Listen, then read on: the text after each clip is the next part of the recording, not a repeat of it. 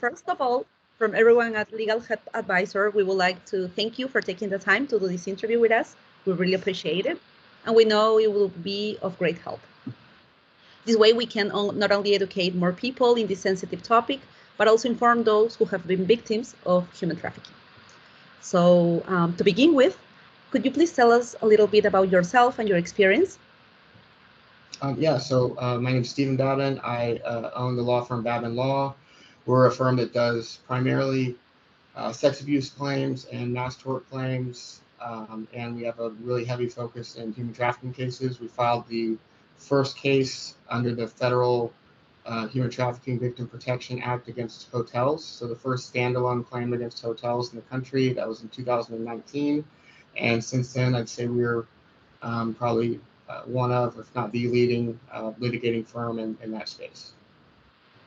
That's great. Could you please explain us what is human trafficking and what does it entail? Sure. So it's essentially the sale of commercial sex by force, fraud, or coercion under the statute, meaning that somebody, a trafficker, is causing another person, a victim of trafficking, to engage in commercial sex in exchange for money by force, fraud, or coercion. In America, it looks a lot like what you would traditionally recognize as a pimp. And that's someone who's forcing someone to have sex. They're taking the money that is resulting from the commercial sex acts. There's a lot of violence involved. There's a lot of drugs involved. There's a lot of just horrific things that spread the gamut of horrific things that can happen to you that are involved in that. I can imagine. Is there any specific case that you worked on that you can tell us about?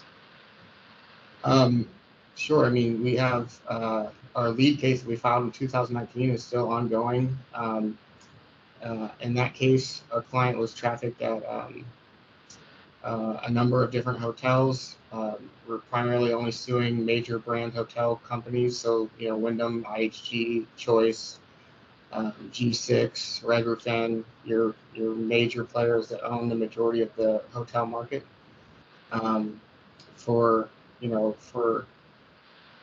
For that case, our client, pretty much the entirety of her. The first time she had sex was when she was raped by her pimp, and the second time she had sex was as a result of trafficking. So her entire education in sex was a result of human trafficking. Her pimp was incredibly violent. He was sentenced to federal prison by a federal judge here in Ohio for trafficking. I can tell you in that case, the hotels have done everything possible to make it as challenging as possible for her to recover. So lots of things that you see in cases where women try to bring a claim as a result of abuse or rape. The tactics on the other side are pretty aggressive, and that's the tactics we're dealing with here. So, laying everything out they possibly can about her life and her past and her background, some things which are entirely irrelevant, have been a lot of what we've been dealing with right now in the case. A lot of things that look like, to me, witness intimidation. But they've made it as challenging as possible for her to bring this case, and they probably will so for the first people that do so to scare them off. So we've got a really strong client who has done a really good job of toughing through this stuff. Right now we're arguing about whether the defendants can have a doctor physically examine our client as a result of the damages she's claiming in the case. But the defense also wants to do things like go talk to the trafficker and investigate our client's history in a way that it creates really dangerous situations. So we've had to put this client in a safe house because the trafficker has put a hit out on her, and it's made its way back to him that this case is going on. So there are lots of things that occur in a case like this that don't occur in a regular case. But that's a lot of talking about that first case right now. No, of course, I understand. And I think it's similar probably with what happens when there's a rape victim, where they immediately just go after her past and try, to just desecrate the person somehow, so to escape of this liability. But now that you're mentioning these hotel brands and very well known, we know there are many hotel motor brands that have disappeared after facing these claims. And why do you think that's not the case with the bigger hotel groups like Marriott, Hyatt? Why there are no consequences for them?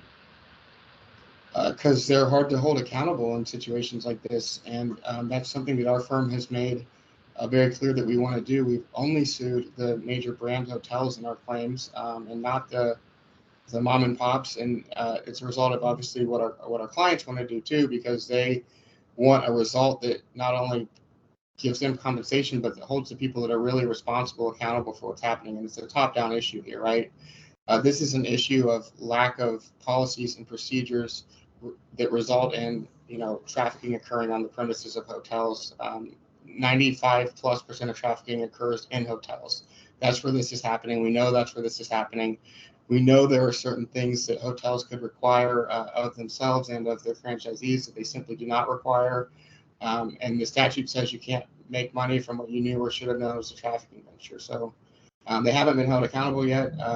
It's a newer statute. The statute's 2012, so that's one of the reasons. But the other reason is no one's, held their feet to the fire and taken them to trial, and that's what we intend to do. We've got, thousands of cases, and we intend to bring them back to back until change happens and until they get reasonable. So. And now that you mentioned that the majority of the cases occur in hotels, are there any other places where this type of crimes they take place, like strip clubs or some other place, or it's just basically hotels? I mean, I guess I'm aware of the fact that the strip club industry can be a gateway industry for trafficking, and in some places, like pimps will bring victims to strip clubs, but the sex usually occurs in a hotel after that, even after a strip club. So the only other place I know of would be someone's home, like the trafficker's home, or like a crack house, basically, where it's like a homeless house, but it's not an ideal location for the person who's generally purchasing commercial sex, which is someone who can afford to spend a couple $100s. They don't want to go somewhere like that. They want to go to a hotel. So, I mean, that's the prime location. Okay. Now moving to another subject about the statute of limitations. Considering that there are many people that are actually not aware that they are being trafficked or they've been held captive for many years, do you think there's a conflict between how the statute of limitation works and the nature of human trafficking? Somehow these situations stall the statute of limitations? And if so, how can that impact victims' defense? So the statute of limitations? Yeah. So with the Trafficking Victim Protection Act, we have a 10-year statute of limitations, which is helpful. And I mean, I think that the way it's written, I believe that the law would include, a look back to the entire trafficking period, so long as you get within 10 years of the end of it. So that's a pretty robust statute of limitations already. And then the law just changed to open up the statute of limitations for claims from victims that were trafficked under the age of 18. So it's a different part of the statute. It's 2255 is the part of the statute, but for those claims, there's no longer a statute of limitations for those people that were trafficked under the age of 18. And that's the direction that the whole country is going in for statutes of limitations with sex abuse for minors. Yeah, and I think that's also pretty standard international as well. I think that's in other jurisdictions too. So thank you. Could you please explain us what is the Trafficking Victims Protection Reauthorization Act? I think that's a federal statute. Yeah, it's a pretty robust statute. It does all kinds of different things, but for purposes of our case, there's a provision that provides a civil remedy, and the provision is fairly straightforward. It's Section 1595, and it says you can't benefit from what you knew or should have known was a trafficking venture. So you can't make money from what you knew or should have known was a trafficking venture or was a venture in violation of the statute. And there are lots of different types of trafficking that identifies, harboring trafficking, advertising for trafficking, engaging in the actual trafficking, all of those things you can't make money from participating in. And our claim is pretty simple, which is the hotels knew or should have known that the money they were getting for those rooms was money for those rooms being used for trafficking purposes. And there's many telltale signs of human trafficking, red flags of human trafficking that are pretty clear and easy to identify, and the hotels took no steps to identify those red flags of human trafficking and had no policies or procedures whatsoever to not only identify them, but then to have a step 2 on what to do as a result of identifying the red flags of human trafficking. And I mean, oftentimes they did the exact opposite. I mean, we've got case after case after case where a client would almost escape, and then the hotel personnel would return the client back to their pimp or whatever, and they wouldn't call the police or anything. So, you know, and they would have a laissez-faire, hands-off position on all of this stuff. So that's the Trafficking Victim Protection Act in a nutshell. And then there's some additional civil remedies if you're trafficked under the age of 18. The statute, the under 18 statute provides some also jurisdictional options that the over 18 statute doesn't, at least so far. This is all new law, though, keep in mind. So, I mean, we filed the first one, so, you know, we're pretty, at least my firm is cautious about the jurisdictions we're filing, because other firms have gotten rulings that are not great for our clients. And then there's an international provision, too, that we think we intend to test its limits here soon, but we believe that we can file claims for trafficking that occurs outside of the United States in the United States, so long as that company has a presence in the United States. So we've been working with some nonprofits in the UK who have worked with victims of trafficking who have been trafficked in hotels, and we intend to test the jurisdictional limits of the statute here probably next year. So would you say that workers in the hotel are kind of subject to a heightened duty of care, like the ones that work in like the commercial airlines industry or like in health, because they are in like specific positions where they are able to determine that if situation like this is happening, right? Because, for example, the crew in a plane also are in this is a situation where you can tell if someone is being moved to one country and the other, and you can see if the person is being maybe held or like in a situation where it's uncomfortable or not left alone. Maybe they can go to the bathroom or something like this, or also when they are taken into the ER or a situation like that. Well, these hotel people, do you think also has this like a standard to be able to check and be aware of these situations and report, and they fail to do so, and we can use that also as a defense for our victims? Do I think that the hotels are in a better position to identify trafficking? Absolutely. Do I think the law provides a heightened duty of care? I wish it provided more, because honestly, I would say that the Trafficking Victim Protection Act in reality overlaps with the negligence claim in our country.